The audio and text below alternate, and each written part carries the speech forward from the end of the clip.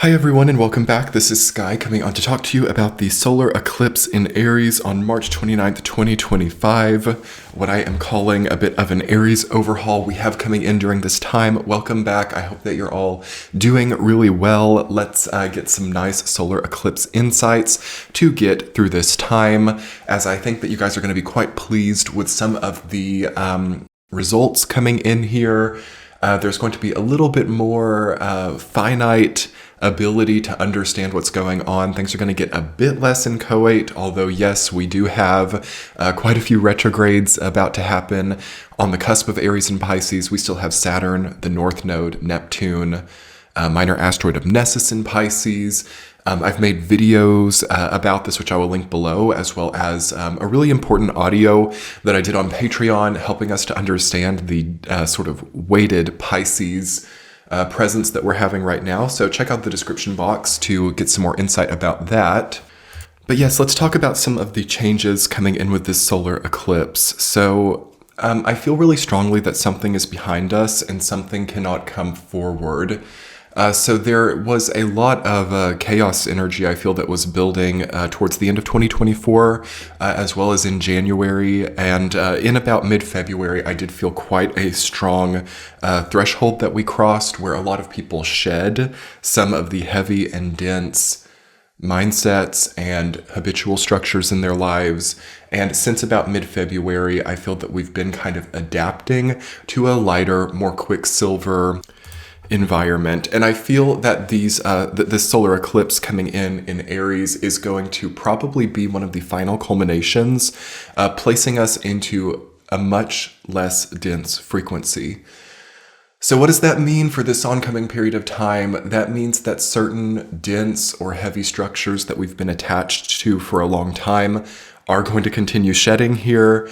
Also, I feel that a lot of us are going to look back and reflect on these last few months, even the last year or so, honestly, this larger cycle from about 2023 to March 2025, in shock. Okay, some people are going to be looking back in shock, like, did I really sign myself up for that? Did I really drop my boundaries in such a profound way? Did I really, even perhaps unconsciously, vote for myself to go through something like that? Okay. And there can definitely be really conscious, really helpful aha moments coming in during this eclipse, which makes me very happy to see.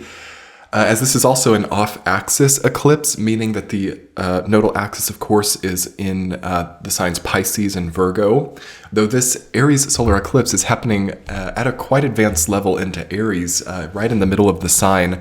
So I sometimes think that these off-axis eclipses can be a little bit challenging to work with, because a lot of times it can be kind of like something coming out of left field, or it can be like an unexpected situation, which is definitely possible here.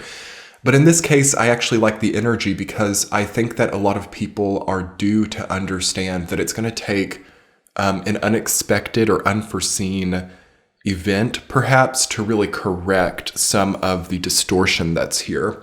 So something that's come up in the previous content I've been making has been sort of recognition about some of the distortion, some of the doublespeak, some of the two-mindedness of this time, where a lot of people are holding too chaotic a plane, meaning that there is too polarized of a disposition. For example, some people really want to save money, but they're upping their spending. Some people are aggressively pushing towards peace, okay? There's this feeling of this antithetical grid that people are working through. It's like, by choosing violence now, I will get towards peace, or by spending now, I'm going to save later. Okay, these things are, through this eclipse, going to be really highlighted. Because what I like about the sign of Aries, especially during this time, is it's not the most complex sign, okay? It's like, okay, you want to save money, you're going to have to cut down the spending.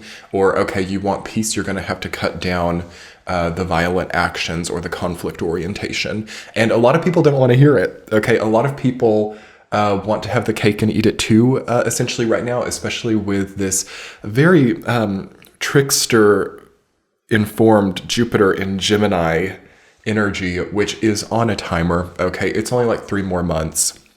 3.5 more months, late June, I believe it is, of 2025, that Jupiter is going to go into Cancer, and we're not going to be permitted, okay, to indulge so much duplicity, okay? We're not going to be permitted the sort of double space as well. Like, I've got 1 foot in and 1 foot out. I'm sort of like theming myself as a peace figure while upping the conflicts. I am telling myself a story about how good of a saver I am while living paycheck to paycheck, okay? Or how I have this like maybe even identity construct, like, wow, that's a very frugal person, but in reality, they've got like tons of credit card debt. You've got these juxtapositions here right now. And actually, with this solar eclipse in Aries on March 29th, I think it's going to increase. And I think that this time between April and June is just going to be, in a way, insufferable when it comes to people who have this kind of duplicitous nature, when it comes to people who, don't really walk the walk that they talk, essentially, okay? There's going to be a really strong growth in cliches. The youthful masculine energy is going to ramp up and actually quicken. It's going to get even louder. And we're going to see, and I can't really predict, but by June, July, August of this year, and then after that, up towards November, when Neptune retrogrades back into Pisces, when Saturn also retrogrades back into Pisces, there's going to be a correction that is sort of happening really from like July to about December of this year. And I can't really predict what exactly that's going to look like, but I do want to really counsel you all to have some degree of safety and foundation in your life, because I really feel that there is such a strong locus of duplicity right now. There's so much distortion, and a lot of people's minds can kind of break through this. Okay, so it's like, I keep being told that this is peace, or I keep being told that this is a solid financial decision, but I don't see it in reality. So you have like the breaking of reality, right, with all this Pisces energy, and the spoken word as compared to the actual action, the practicing as compared to what was preached. Okay, all of this is what's front and center here. And the distortion is so large that it really augments chaos. And that means that we're due for some difficult events, okay? And I do think that there can be shockwaves, also natural disasters. The earth plane really... it does operate mysteriously. There are things we don't know about the planet Earth. There are areas we don't know about. There are even perhaps elements that we don't know about. But what it does like is it likes for fire to be hot. It likes for water to be wet. It likes for, fire. It's hard for it to exist with ice, like there's, at a certain point, you can't claim that fire is cold. You can't claim that water is dry. You can't really mix it together. Although I suppose, there are some degree that elements can mix, water and earth, you get mud, and like, which is it? It's both, So, however, you can't really say that mud is just water. You have to really acknowledge that it is a combination of things. So that may be also what we're looking at here, is just having to admit, like, okay, this is just a combination of events, or there's perhaps like a polarity going on, or even like a manic kind of disposition where like one day I'm spending, then all of a sudden I'm like saving. And at the end of the day, that is going to come back to a zero-sum game, So I am seeing a lot of people realize during this eclipse, like, okay, I'm not really getting ahead here.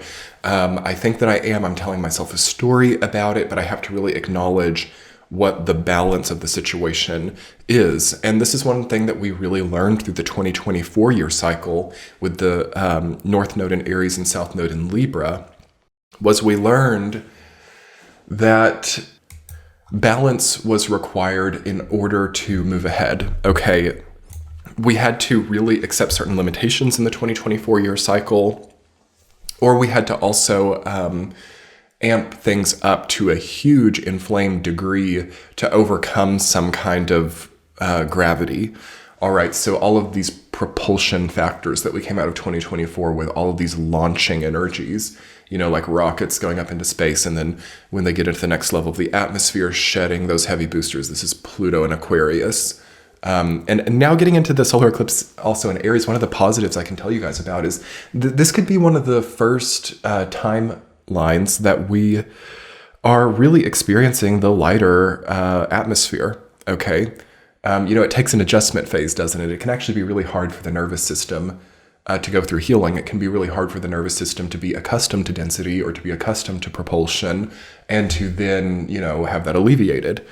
It can even be scary or panic-inducing. Sometimes if you're flying in an airplane, that point when you aren't ascending anymore and the plane moves into its equilibrium can sometimes feel scary. It almost can sometimes feel like it's gonna go downwards. So, and you get that moment of the gravity shifting. So also not a great time for flying. I don't know if you guys have seen in the news, but don't freak yourself out if you need to, but not a great time for impulsive flying about because of these changes in gravity, because of these changes in the quantums. Any type of heavy machinery or any kind of heavy equipment is prone to being a little bit unpredictable. So it's good to have safety. It's good to move around in territories that you are comfortable with. And there will be time moving into 2026 where it gets better for being in the air, okay? But, having the debilitated Jupiter in Gemini, there's just so many debilitations right now. You might not travel too much if you don't have to. But I do want to really talk in this eclipse video about the positive energy that can be on the other side of this eclipse season. So we've got also Chiron in Aries. We've got obviously Sun and Moon making the eclipse in Aries. We've got Mercury just having moved into Aries as well during the day of this eclipse.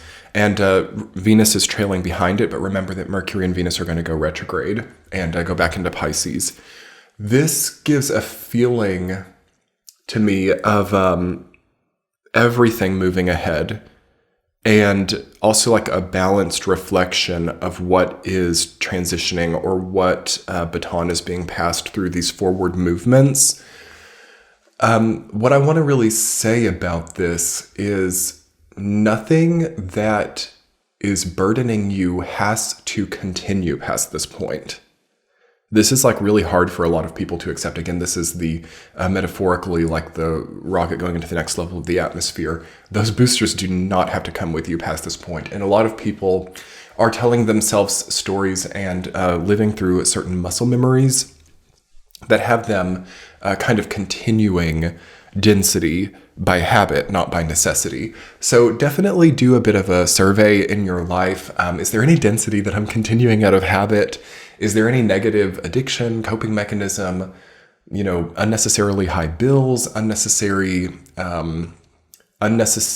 structures, vacancies, or vacuums in my life? Okay, nature abhors a vacuum during this time, big time, especially with this Aries energy. I'm seeing a lot of things that have been vacant that are not really being well utilized, also not going much longer past this point like that. So it's a wonderful kind of planning of the new frontier energy, I feel, with this eclipse in Aries. And the youthful masculine can definitely be channeled in the positive here, with projects or with especially projects that deal with alleviating some kind of density, projects that deal with achieving greater functionality or deal with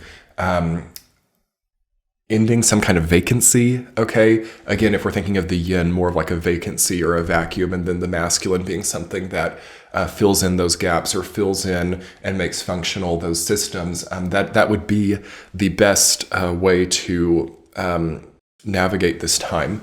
But in order to do that, we do have to know what these vacancies are. And that's one of the challenges of this time with all this kind of mysterious Pisces energy we have going on, is a lot of people are kind of numbed out or kind of not seeing exactly what or where the vacancy is. For example, having certain gaps in your learning or gaps in your knowledge, having certain assets in your life that are underutilized. I'm seeing this is just cursory, but it's a major crisis for a lot of people where they're working so hard to achieve some kind of outcome that could already be generated passively for them.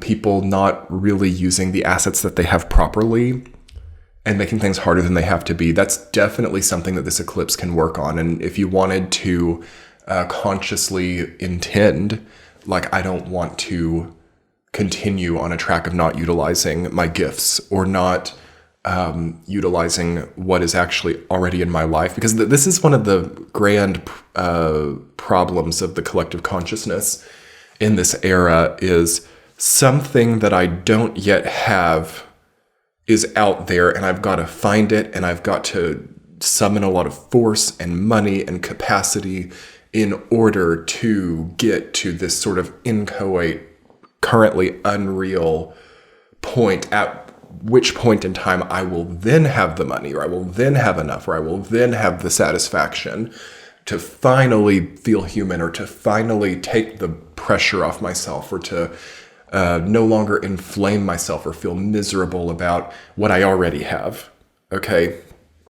So that's like something that, yes, this youthful masculine energy can actually work on in a positive way, where we can actually say, you know what, I've already got a lot of power. I've already got assets at my disposal. I've already got gifts, knowledge, capacities, and I don't want to devalue those in the seeking of something that I honestly don't even understand, or I might have some kind of idea or idealism about. This is like, for example, where the person from like Kansas goes to Hollywood and wants the, to be the famous actor or actress, that kind of cliche story. Also where the person who's had poverty like starts their own company, okay, and starts seeking investors or something like that. It's not that these are bad stories. These are awesome stories. And I'm not saying that nobody should experience that. However, anybody who has experienced that will tell you that there was a lot of gruesome advantage taking, loss of naivete, loss of youth, loss of innocence, okay, involved in these kinds of processes. And oftentimes there can be a bit of a deception grid working with that. It's like, what are you willing to give in order to have this? Or is it really what you think it is? How does the sausage factory function? How does this food get on your table? What does it go through? Where does it go? And what practices are happening under the guise? So like, this is a period of time where I feel that people do have to utilize what they have, because it is going to kind of decrease the scale of which they're engaging these kind of enigmatic structures, which might actually in some ways be destructive. However, I want to be really clear, this is not meant to discourage people pursuing their dreams, because that's also a big part of this time with this huge Pisces stellium. I mean, and I talked about this in the audio on Patreon, which I have linked below, about the bridge between Saturn and Neptune, which is currently represented by the North Node. There is a way to bridge to your dreams. There is a way for someone to go from Kansas to Hollywood here. There is a way for someone to go from poverty to wealth here. Those paths are here, but they're not easy paths. They're not as idealistic as we think that they are. And there's a lot of this kind of like sausage factory stuff that comes up with that, which, a lot of people understand so clearly after these last few years. Is we had actually an energy come in the year 2021 that was very romantic about like industry and, the process that it takes to create or manufacture. And that's actually part of what is fueling the current political romance with manufacturing and late capitalism and all of those things, is an energy, the Saturn-Uranus squares that came in 2021. You might be interested to know that a lot of these goals and plans were drafted during that time. And now that the transits have changed so much, they're not coming to fruition in the way that they would have if they were enacted back then. And now it's more of a overhaul feeling, and it's more in some ways of a polarized feeling with regression on one side and overhaul on the other. And it's kind of like very heavy-handed, and it's not resonating so much now that we're in this more quicksilver, quickening, lighter-handed energy in 2025. It's like to implement 2021's goals in 2025 is just like really hard. The energetic mechanisms are not there for it. and things have to be pared down and made so kind of minimalistic to be valid in this paradigm. And that kind of means that this very heavy manufacturing factory kind of huge like economies of scale stuff is feeling outdated already by this time. That's also why, for example, the AI industry was booming so much, and now because of certain political factors, it's decreasing, though I can't predict whether it will continue to or not. But, it's more pared down. It feels smaller, or it's seemingly more minimalistic than certain other enterprises. But how I can relate this to you all individually is try to kind of like learn from the timing that is going on at more of a macro level right now, and try to not force 2021 stuff to happen in 2025.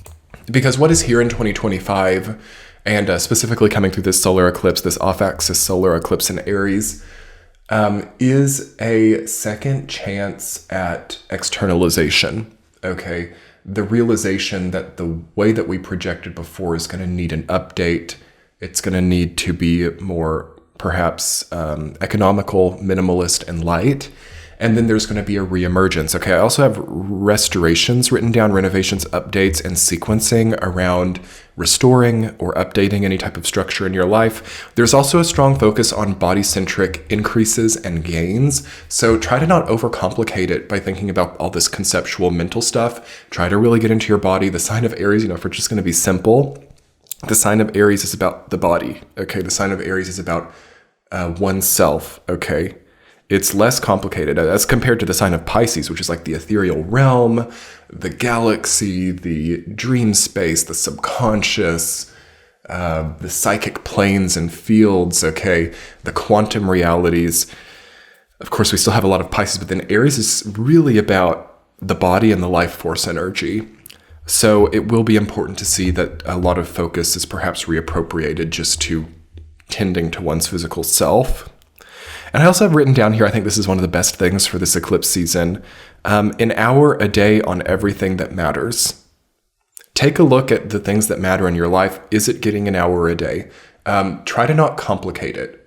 Aries, just give it like a bit of time every day. For those of you who have learned a second language, it's better to do like even 10 or 20 minutes a day than it is to do like 4 hours once a week. Okay, it's like small things every day, Aries energy. And this new masculine energy can be a little bit attention deficit, and it does need to have a lot of different things going on for it in order to not just kind of go into overwhelm. So for some people can take everything off their plate here and put a bunch of smaller things with less time devoted to each to do better, which might mean delegating would also be good for people here too.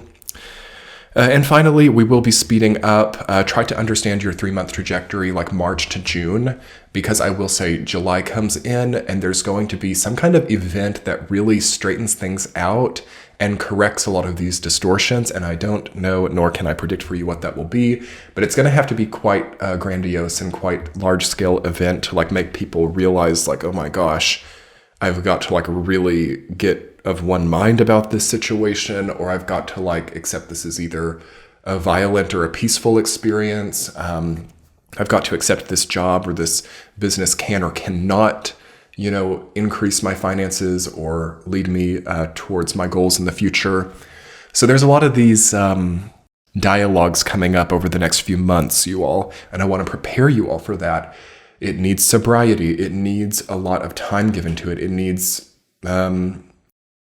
in some cases, both sides represented. So like, if you have any issue in your life, like I want to change industries, or I want to move, or I want to really overhaul my life after years of things not quite working right, kind of send yourself to court with it, okay? Like, hear arguments on both sides. In defense of this current situation, this is why you're here.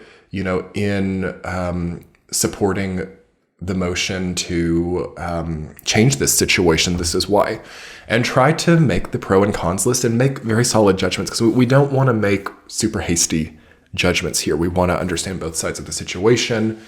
And as long as we have all this stuff in Pisces, and that to a degree will be for the rest of this year because they retrograde back at the end of 2025, There's going to be a sense of patience needed. There's going to be a sense of waiting things out. There's going to be a sense also of a lot happening out of your control that may inform these decisions. So don't be afraid to be patient. At the same time, don't overstay in things that are bad for you. Understand the difference between that.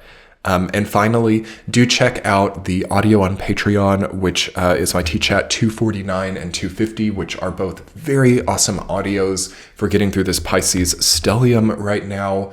And I've talked in depth about Saturn and Neptune in Pisces and the North Node bridging them, as well as the minor asteroid Nessus in Pisces. And I do those T-Chats every week and talk about various topics, astrology transits, and the Patreon page is what makes this effort still possible. So thank you all so much for those of you who are over there. And if you enjoyed the YouTube video, hit the subscribe button below, hit the like button, and comment. Let me know if you enjoyed it. Have a wonderful eclipse, everyone. Much love. Bye.